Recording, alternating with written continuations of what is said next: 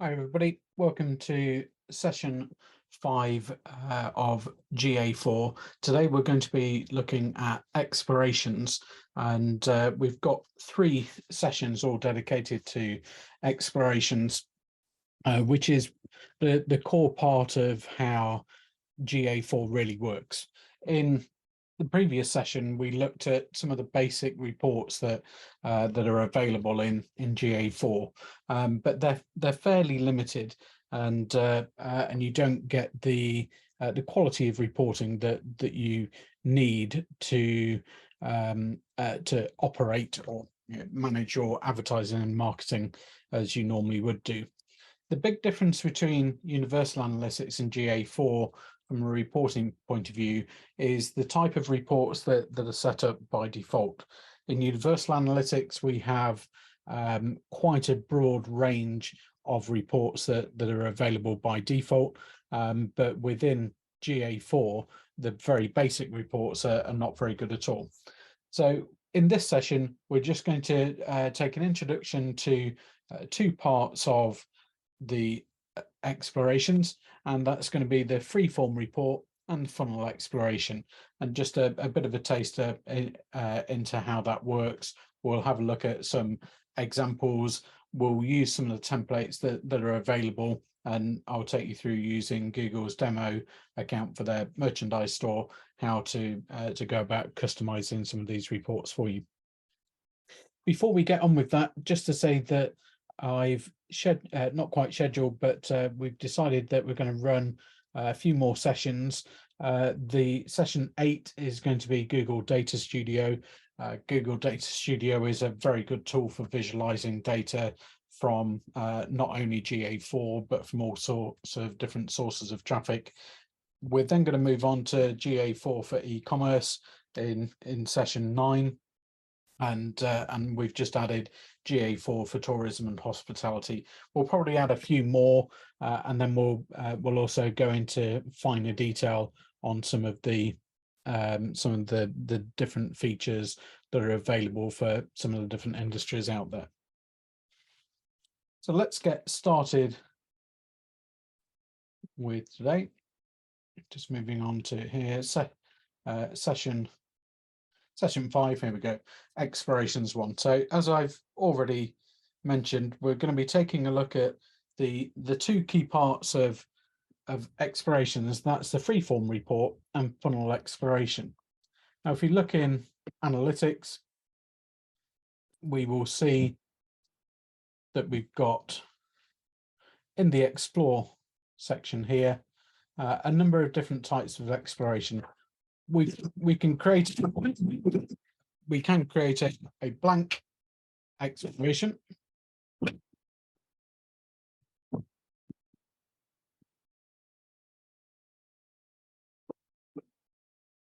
Sorry about that. Bear with me a second. Sorry, we've just got dogs barking in the background.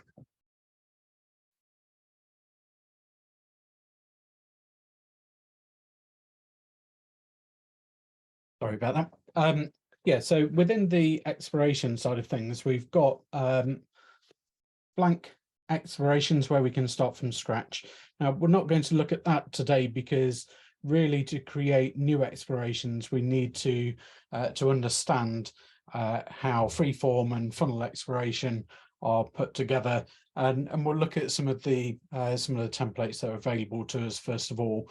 And then once you've gained confidence to start from scratch, then we'll go over creating a brand new exploration. We'll probably do that in a couple of sessions time, once we've understood all the different types of explorations that are available to you.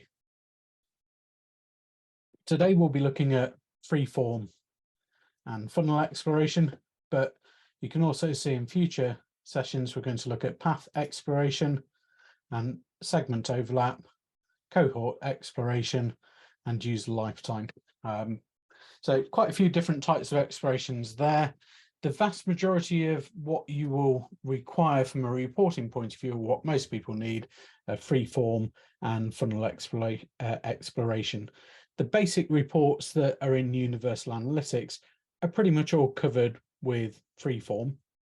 And that's one of the reasons why we're going to take a look at that first of all. So if you wanted to create a new freeform exploration, you simply click on freeform. Now, when you do this, Google will pre-populate the exploration with some segments, some dimensions, metrics, rows, columns, and so on. I'm going to take you through each of those different elements in a moment. And what I've done here is create. Just go back. What you can see I've done here is create a freeform exploration. In this case, I've created one called Webinar Demo.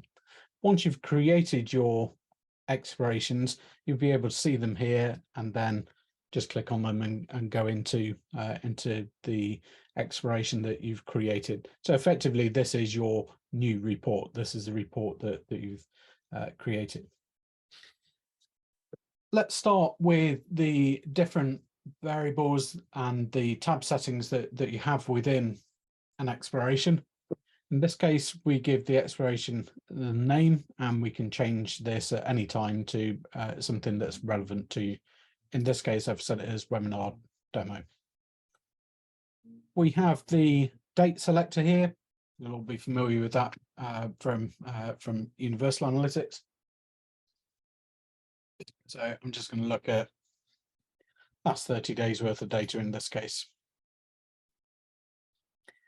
We can also apply segments at this point. I'm not going to introduce that now. We'll look at that in a future session. It's a more advanced technique. All segments do is allow us to break the data down into smaller chunks, so we can segment it and just look at, let's say, for example, a particular country, a particular part of the website, or an audience, desktop users, mobile users, and so on. In the dimension section, this is really our what we would refer to as our source data. And here we choose the dimensions and the metrics that we want to be able to use throughout this particular exploration or report. These are already predefined, but we'll go through how you change those in a little while. So these are what you can use. It doesn't bring everything in by default. One of the problems with Universal Analytics when you were building custom reports is it was quite slow because it brought all of the dimensions and all of the available metrics in, and that really slowed things down. So with GA4, it's a bit faster because you've got only what you need for the report in this case. So we've got a list of dimensions, and as a reminder, a dimension is a thing, and a metric is a number, or you can consider a dimension as the qualitative measure, and a dimension, and a metric as a quantitative measure, something that you can calculate, add together, subtract, and so on. So that's the variable section there. Next section we've got is the tab settings. Each of these different parts can be minimized here, and it will just go down there so we can keep it out of the way if we need to. We then get to choose the technique that we would like to use, and don't change this at the moment because what we're doing is focusing on the freeform exploration. That's what this session is all about, or the first part of this session is all about. So if you were to change that, it would reset many of the settings within the tab settings, and you'd have to start all over again. We then have the visualization option. Now, at the moment, we've got things set on table, and we can see that we've got quite a simple table that is set here. If we were to change that to donut chart, then we can see the data visualized in a different way there. We go back to table, we can see that's set there. One of the things to remember is if you've got anything configured, particularly in a table, if you were to have multiple columns or multiple rows, then as you move to a visualization that doesn't support that, what it will do is remove that. So if I was to have, let's say, for example, country as a row in here, so I can now see the city, the country, and the revenue. If I was to move to donut chart and then move back, you can see it's removed the country out of there. Not a particularly useful feature from GA4 there. Catches a lot of people out when they're just trying to look around and see what the visualization, how they want to visualize their data. So do watch out for that. Some of the visualizations have fewer options, as you can see in this list here, than others. If we go for line chart, again, we can see the data visualized slightly differently. Scatter plot, bar chart, and geomap.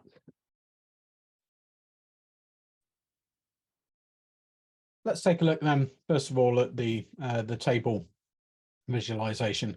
This is most commonly used by Universal Analytics for almost all of their reports that you'd use.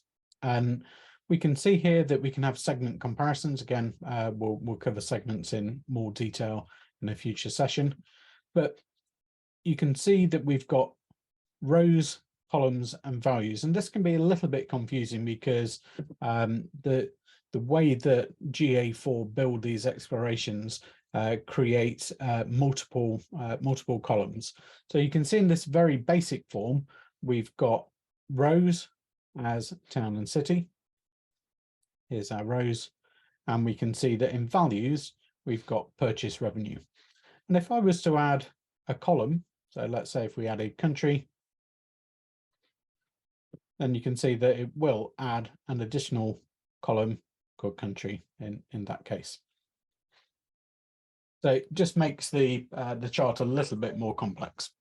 So most people, when they're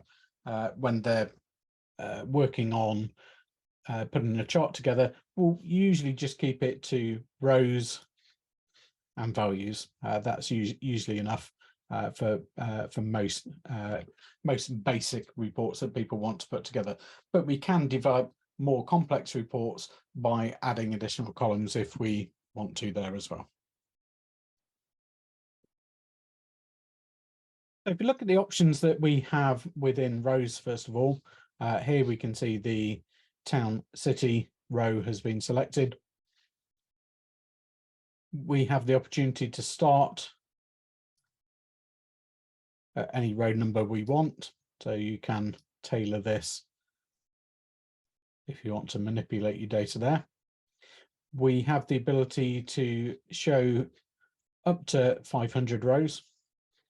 In this case, if I select 500, we can now see up to 500 rows. So you can see all different towns and cities in the US in this case. We can show nested rows if we wanted to, but probably not appropriate for this set of data. Let's keep things simple. Let's go back down to showing just 50 rows of data. Now, one of the things that you won't necessarily see in here is any pagination. You don't tend to see the pagination at this point here. So if you think you're missing out on data, make sure that you select a larger amount of rows in this case. And then if we move down here, there we go, you can see all 500 just there. And we open the tab settings up again. And if I was to change that to 50,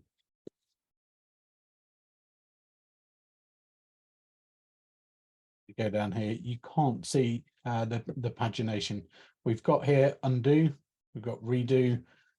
We can see whether the data has been sampled or not, but you don't have the pagination there. So do be aware of that. And what is the best thing to do really is make sure that you don't need any more than 500 rows in any one set of data there. To me, it's one of the limitations of of GA4 exploration, and that's one of the reasons why we really encourage people to use Google Data Studio, because there you can bring in pagination and create other visualizations. GA4 is really built as a tool for you to analyze your data, but not to produce huge volumes of very long-winded reports. But there are other tools that you can use to process that data. And if you cast your mind back to Universal Analytics, you could actually go to, I think the default was 2000, or the maximum was 2000 rows that you could show, and you would get pagination in there as well.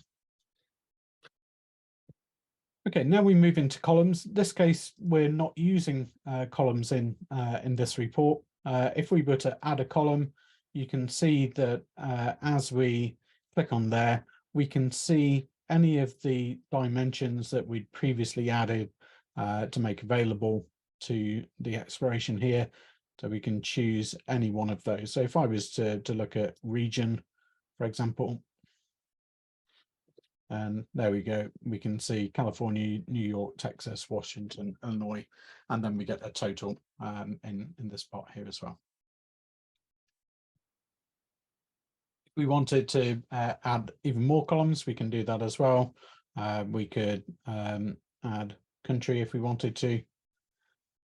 And now this is starting to make the table a little bit over complex. Not so much of a problem here because we've got a region within a country, and all the country is just United States, but that would be a case of us not needing to have this particular column in there because we know all of those countries are in the US.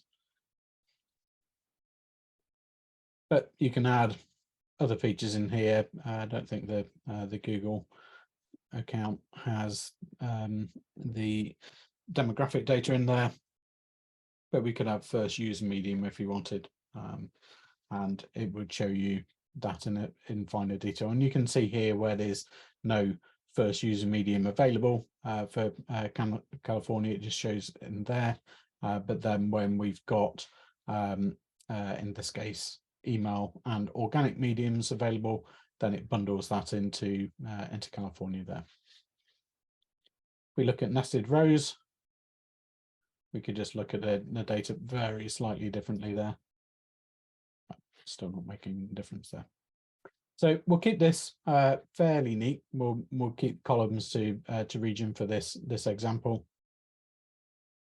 Again, we can start the column group as 1, 2, 3, so we can move along the data as we want to, and we can decide how many column groups we want to see there. So if I was to add 20 column groups, then we can see all of those in this section here.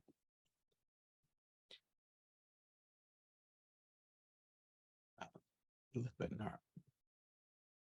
And then we've got values in here. Values, we can add multiple metrics if we wanted. So if we wanted to add active users and revenue, then we can see that the chart again gets a little bit more complex.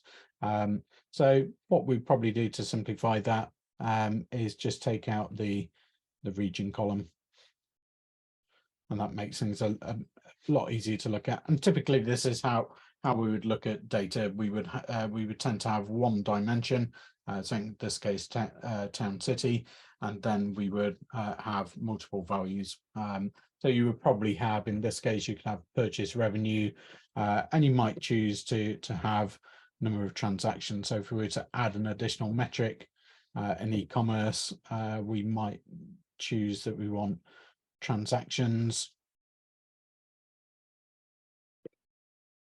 Might want to see how many add to baskets there are, and we can import those. Once they're imported in this section, then we can add these values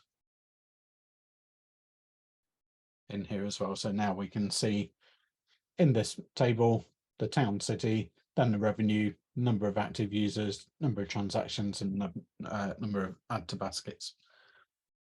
So it's a very, very flexible tool. It's a tool that is built to allow full customization of the data that you've got in there. We can choose the cell type as well. We can just have plain text if we want. Again, that makes it a little bit easier. If we introduce the bar charts, all it's trying to do is represent the data in a slightly different way. I think that overcomplicates things. If we have plain text, that's much easier to read. You could use heat map if you wanted, which just highlights the larger values in this case. But most of the time we would just use plain text and just keep the table fairly simple. And the final feature within this type of exploration is the filter option. Now, I'd already put a filter in place to say that I wanted country as the filter. I can remove that filter. But now if I was to remove that filter, I probably want to add country to this list as well. But we can use filters to either filter out any of the dimensions that we want. If we look at country, for example, we can change the match type to exactly matching, contains, begins with, end with. There's also full support for matching regular expressions. So it's quite easy to use. Most people are fairly familiar with the contains filter. So in this case, we could just say, start typing, and we could say United Kingdom.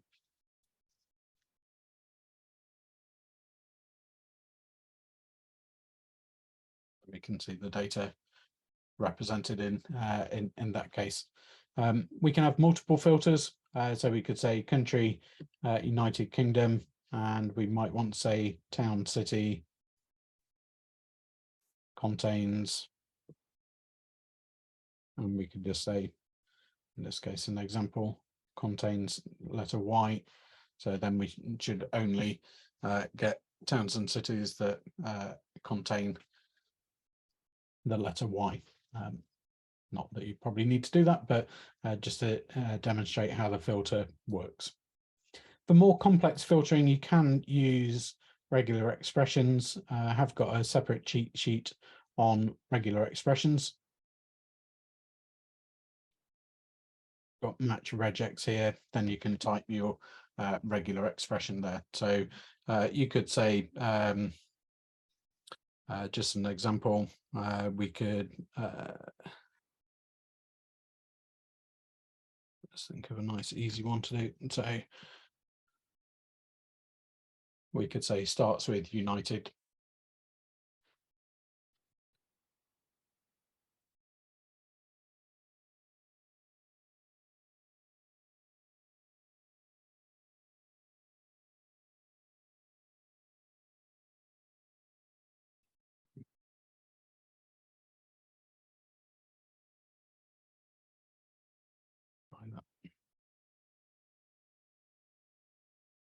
So United States, let's say, or United Kingdom.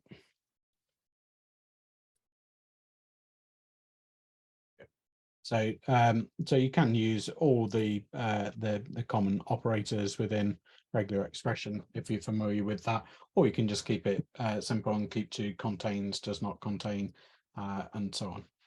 Each one of those can be used. So just to recap there, on the variable side of things, we've got the exploration name, we've got the date range. An important thing to mention here is you cannot use an expiration to interrogate data for the same day. The expiration data is only available next day. So today is Monday. We can only look at data that was processed before today and then backwards. We can't look at today's data. It is possible to do that in Universal Analytics. It's a bit frustrating this feature is not available in GA4 yet. And this certainly causes a lot of questions from people who are not familiar with GA4 because they often think it's not working properly. But you've got to the only option you've got within GA4 if you want to see if something is working today is to use a real-time feature, but then you can only see the last 30 minutes worth of data. So a bit frustrating. Maybe Google will change that as time goes on. It's certainly something that a lot of people are asking for, but do keep that in mind at the moment, that explorations are only for data that was recorded in the previous day or before. We've got segments we're going to come back to in a future session. And then remember here, you can choose the different dimensions that you would like to be able to use within this particular exploration, and the metrics are also available in here. Then once you've configured those parts, we go into the tab settings, we keep it on freeform, we choose the visualization that you would like, and then we choose the rows, how many rows you would like to start, show what your start row is. In most cases, it's start row 1. Any additional columns that you would like, and the values that are going to go across here, which you could argue are columns. Change the cell type. My preference is plain text, and then set any filters that you would like to set in here. And with the other visualizations, donut chart, you just tend to get fewer options. We can choose the number of slices per dimension, so you can make it look slightly different if you'd like to. But basically, we've just got the breakdown and the value in this case, and the filters. If we go for line chart, we can choose granularity, day or week. We've also got anomaly detection in this case, so it'll highlight anything that is an anomaly in the data. And you can choose the sensitivity for that, and also the training period. So let's just see. I'll use quarter to date.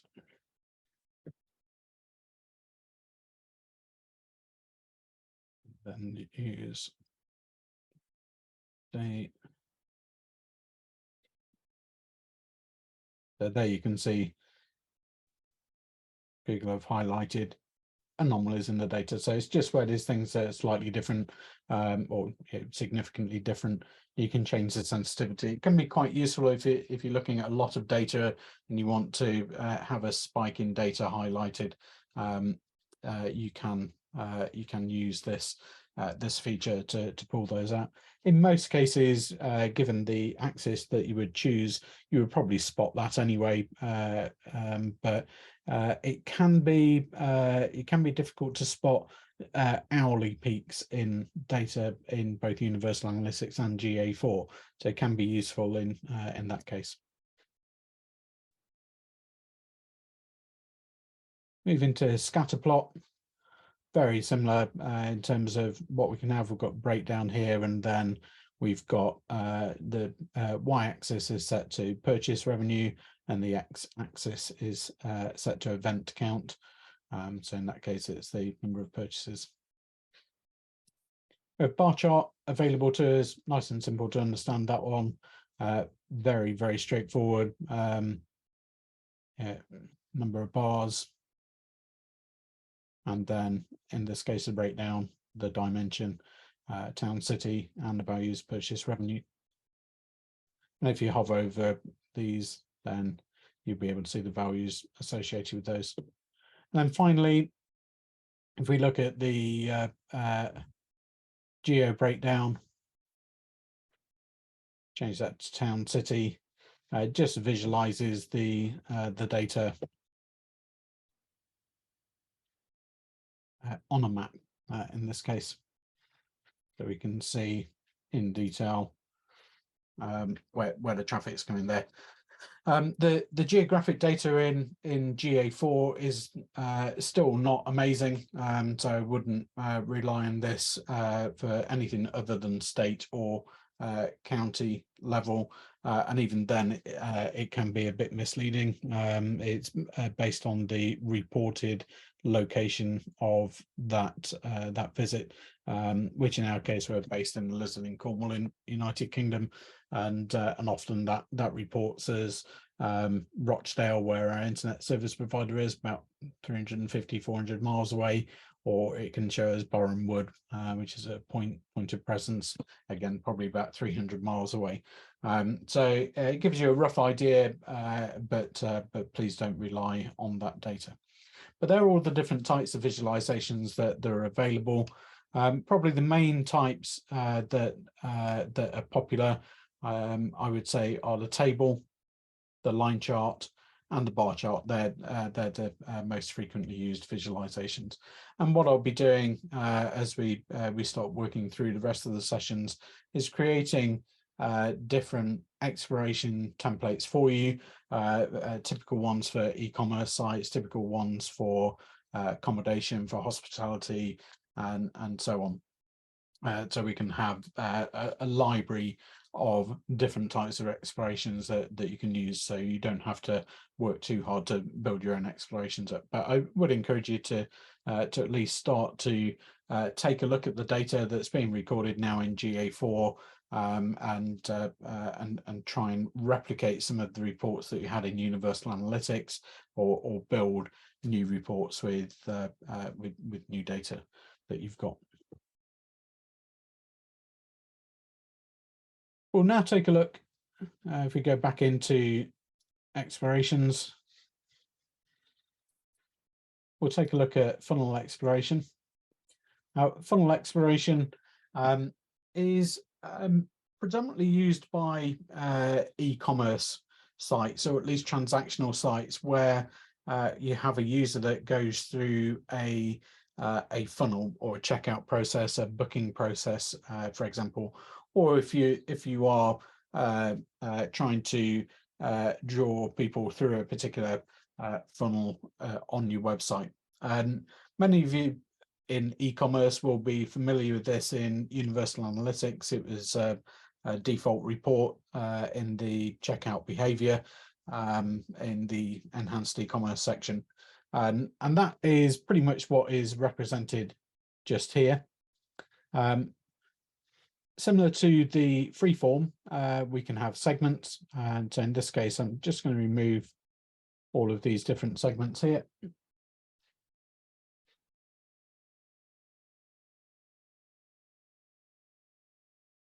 And then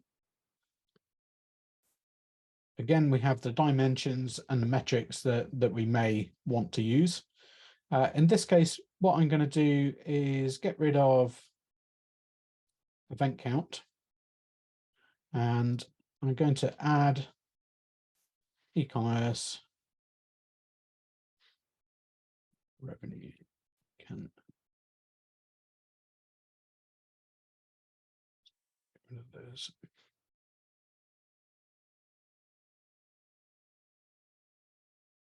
What I'm probably going to have to do here is just modify these a little.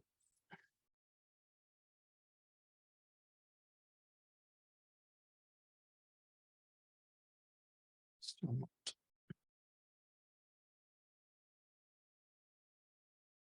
Yeah, let's just start again with that one. What you find with some of the pre-built reports that are available here is there are only certain dimensions and metrics that you can use in combination together. So in this case, what you would do is start afresh from that, which is exactly what I'm going to do here.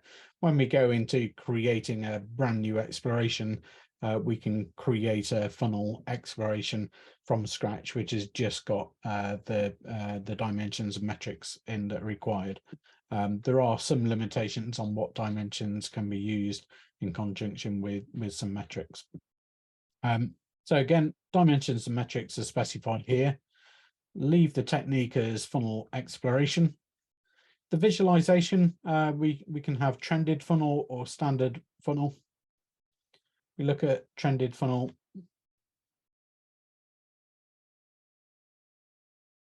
You can see looks a little bit different to standard funnel.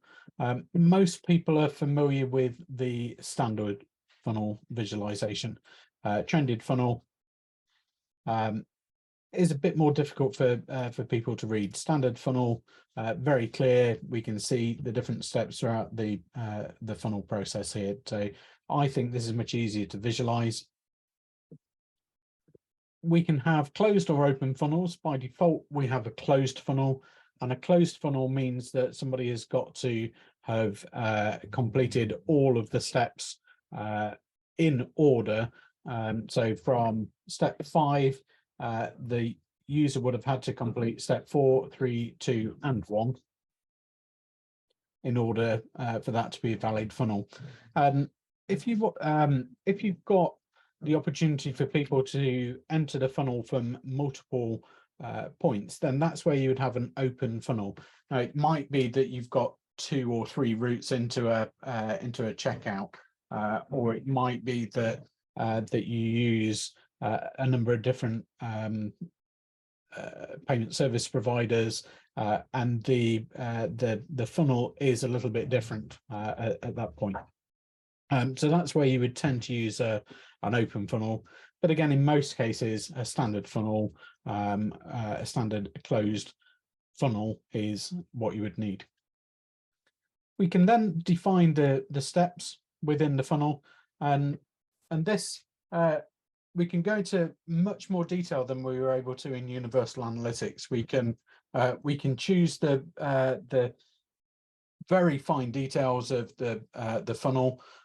Whereas previously we could just have a very, very basic filter on what defines a funnel. You've got much more clarity on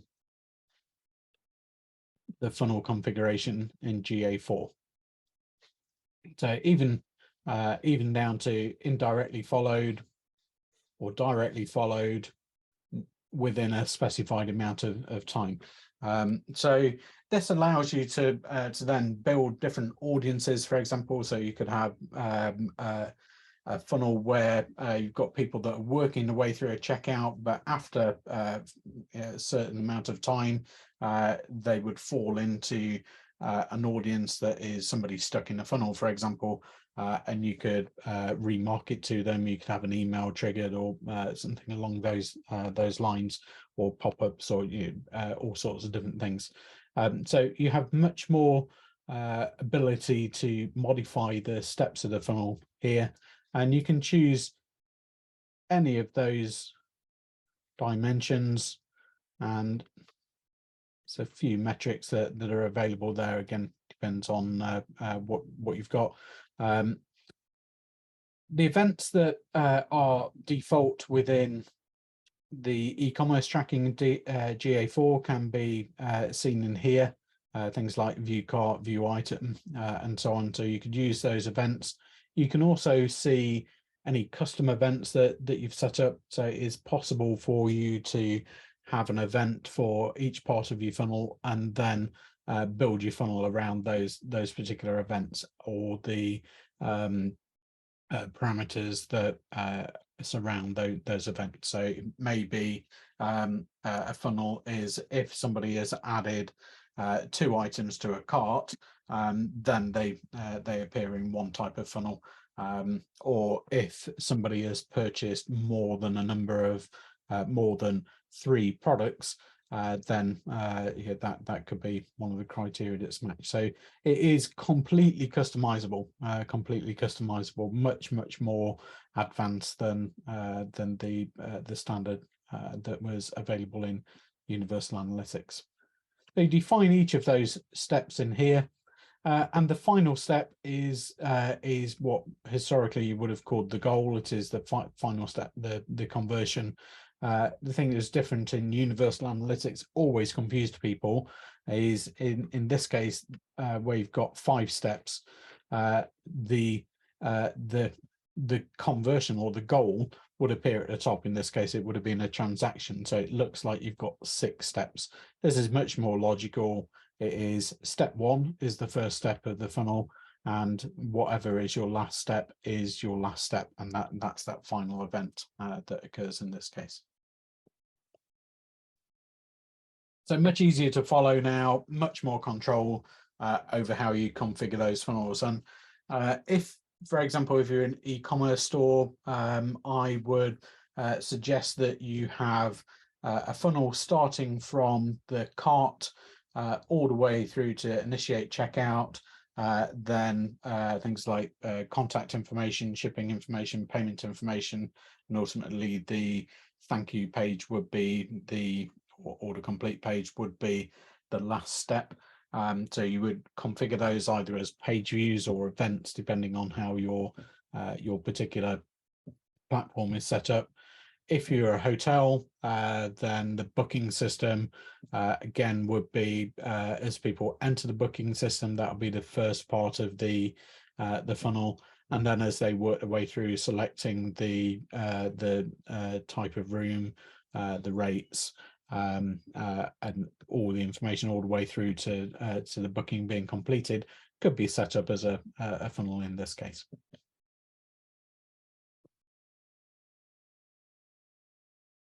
And then you've got, you know, you can have funnels for pretty much anything you like, really. A lot of big information sites will be interested in people that have read a blog post and then moved on to another article, or clicked an ad, or completed an action there as well. So the funnels aren't just for e-commerce sites, they can be used in many different ways. So in this case, we're looking at a breakdown by device category, and you can see in this case you've got mobile, desktop, tablet, smart TV as a device category.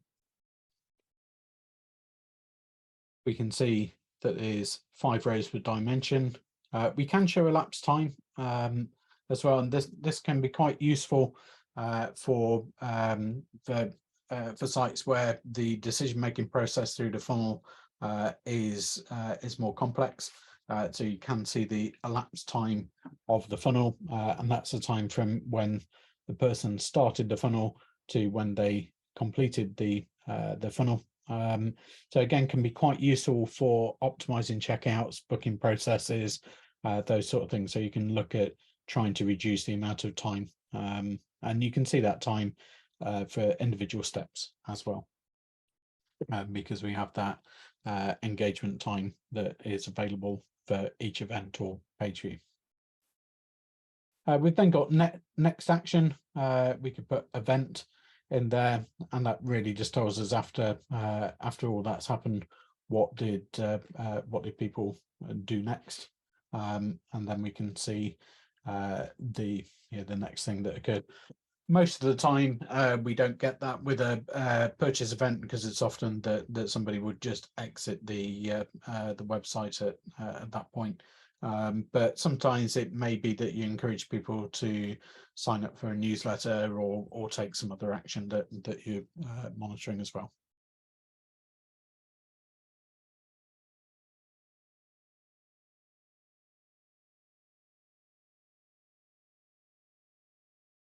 And again, here we have filters.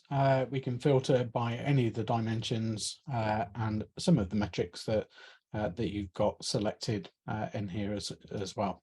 So it's possible for you to really narrow down the funnel that you've created there. So really interesting feature. It's used still, it's still early days, I think, for a lot of people with GA4. But I really do like the funnel explorations.